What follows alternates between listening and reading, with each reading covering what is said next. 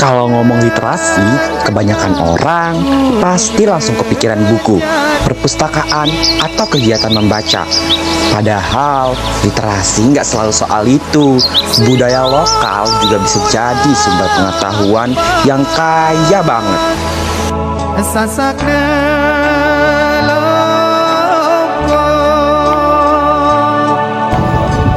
Halo teman-teman, jadi kali ini kita berada di Desa Loyok, di mana di Desa Loyok ini adalah tempat terproduksinya anyaman serta kerajinan. Yuk kita cari tahu lebih dalam. Di Desa Loyok, masyarakat memanfaatkan bahan alami yaitu bambu untuk membuat kerajinan anyaman. Bahan-bahan ini diambil dari alam lalu diolah dengan cara tradisional. Selain unik, bahan ini juga ramah lingkungan dan punya daya tahan yang cukup kuat. Proses menganyam kelihatan simpel, tapi sebenarnya butuh skill yang gak main-main.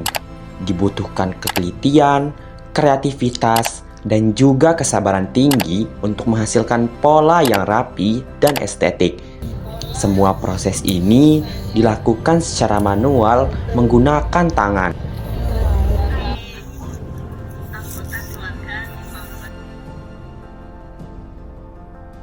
Prosesnya sih terbilang cukup lama dan rumit, dimulai dari harvest panen bambunya, lepas itu kita buang kulit luarnya, lepas itu kita akan jemur selama 4-6 hari tergantung cuaca, terus kita cat, kasih warna, habis itu kita akan buat dia jadi lembaran-lembaran seperti ini ya, atau layer.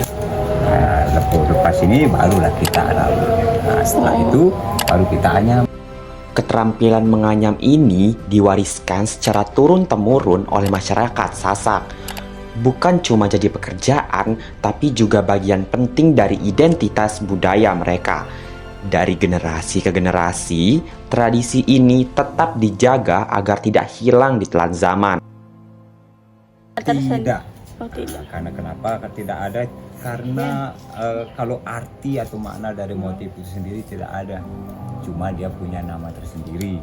Kenapa saya bilang tidak ada? Karena itu ditemukan oleh personal saja, bukan kelompok ya. Maksud saya motif itu dikembangkan oleh penganyam itu sendiri. Dia cuma nama, ya dia punya banyak nama.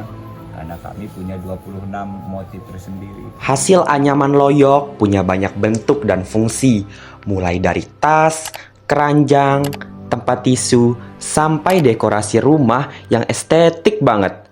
Produk-produk ini nggak cuma punya nilai ekonomi, tapi juga nilai budaya yang tinggi. Merah, hitam, dan kuning. Nah, dan itu melambangkan kebangsawanan seperti itu waktu tempo dulu atau waktu dulu. Setiap pengrajin memiliki motif yang berbeda-beda. Contohnya motif senggigi, motif mata balang, pucuk rebong, motif batik, dan lain-lain. Selain itu, belajar menganyam menjadi daya tarik para turis. Tidak jarang turis-turis mancanegara tertarik untuk belajar menganyam di Desa Loyok. Bahkan dengan cara ini, masyarakat Desa Loyok bisa terbantu dalam aspek perekonomian. Kerajinan anyaman ini bahkan terkenal sampai mancanegara untuk diekspor. Dari anyaman Loyok, kita belajar bahwa literasi nggak cuma datang dari buku.